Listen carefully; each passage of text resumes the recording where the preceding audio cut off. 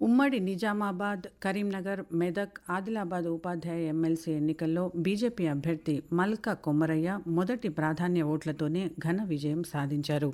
ఆయన తన సమీప పీఆర్టీయూ బలపరిచిన అభ్యర్థి వంగ మహేందర్ రెడ్డిపై 5,777 ఓట్ల ఆధిక్యతతో గెలుపొందారు.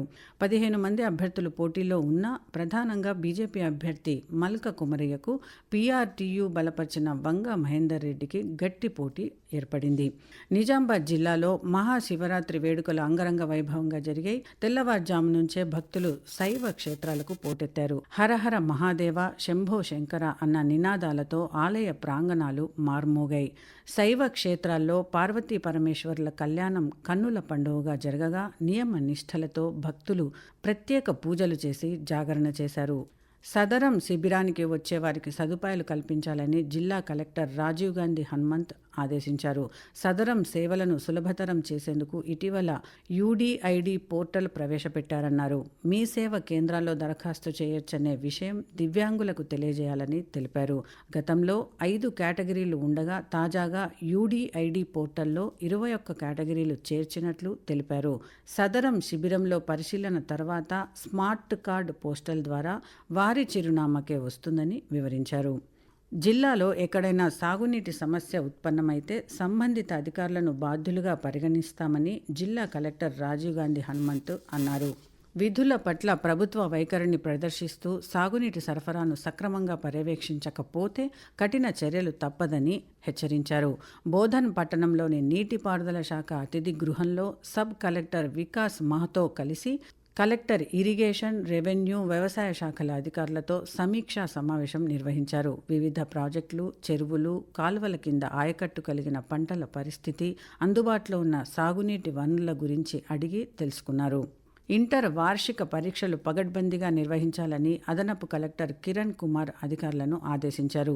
ఈ నెల 25 వరకు నిర్వహించనున్న పరీక్షలకు 57 కేంద్రాలు ఏర్పాటు చేసినట్లు జిల్లా వైద్యాధికారి రవికుమార్ తెలిపారు. పరీక్షా కేంద్రాల్లో అన్ని వసతులు అందుబాటులో ఉండేలా చూడాలన్నారు. ఆశా వర్కర్లు, ఏఎన్ఎంలను నియమించి ప్రథమ చికిత్స అందించేలా చూడాలని అదనపు కలెక్టర్ సూచించారు. రైల్వే ప్రయాణికులకు ఎటువంటి ఇబ్బందులు కలగకుండా మెరుగైన సేవలు అందిస్తామని, స్టేషన్లో వసతులు మెరుగుపరుచుతామని దక్షిణ మధ్య railway general manager Arvind Kumar Jain అన్నారు. అమృత్ భారత్లో భాగంగా రైల్వే స్టేషన్లను ఆధునీకరించనున్నామని అన్నారు. వార్షిక తనిఖీల్లో భాగంగా ప్రత్యేక రైలులో ఆయన నగరంలోని రైల్వే స్టేషన్లో పలు విభాగాలను పరిశీలించారు. అనంతరం ప్రయాణికుల సేవలపై ఆరా తీశారు. రానున్న రోజుల్లో ఇప్పుడున్న రైల్వే స్టేషన్ను ఆధునీకరించి అమృత్ భారత్ రైలు పథకం అమలు చేయనున్నట్లు తెలిపారు. శ్రీరామ్ సాగర్ ప్రాజెక్టు ఎగువ ప్రాంతం మహారాష్ట్రలో గోదావరి నదిపై నిర్మించిన బాబ్లీ ప్రాజెక్టు గేట్లను ఎత్తి దిగువకు నీటిని విడుదల చేశారు. సుప్రీంకోర్టు తీర్పు మేరకు కేంద్ర జల సంఘం EE Venkateswarlu, SRSC, Babli project అధికారుల ఆధ్వర్యంలో గేట్లను ఎత్తి గోదావరిలోకి 0.6 టీఎంసీల నీటిని విడుదల చేశారు. తిరిగి అదే సాయంత్రం బాబ్రీ ప్రాజెక్టు గేట్లను మూసివేసినట్లు ప్రాజెక్టు అధికారులు తెలిపారు. పంట సాగులో రైతులు సస్యరక్షణ పద్ధతులు, శాస్త్రవేత్తలు ఇచ్చిన సలహాలు, సూచనల మేరకు వాటిని పాటిస్తే పంట దిగుబడి వస్తుందని ఐటీఎం ప్లాంట్ ప్రొటెక్షన్ అధికారి వెంకటరెడ్డి అన్నారు.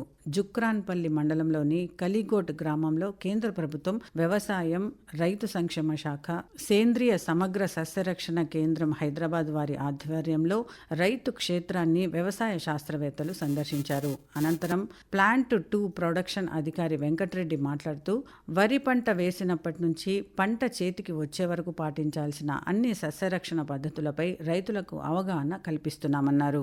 అనంతరం అసిస్టెంట్ ప్లాంట్ ప్రొటెక్షన్ అధికారి ఓనప్ప గౌడ మాట్లాడుతూ వరి పంటలకు పురుగుల మందులు వాడేటప్పుడు పాటించాల్సిన జాగ్రత్తల గురించి, ఐపీఎం కిట్ ఉపయోగాల గురించి రైతులకు వివరించారు. జిల్లా కేంద్రంలోని ఎల్లమ్మగుట్ట ఆలయ వార్షికోత్సవాన్ని పురస్కరించుకొని ఎల్లమ్మ జాతర ఉత్సవాలను భక్తులు ఘనంగా నిర్వహించారు.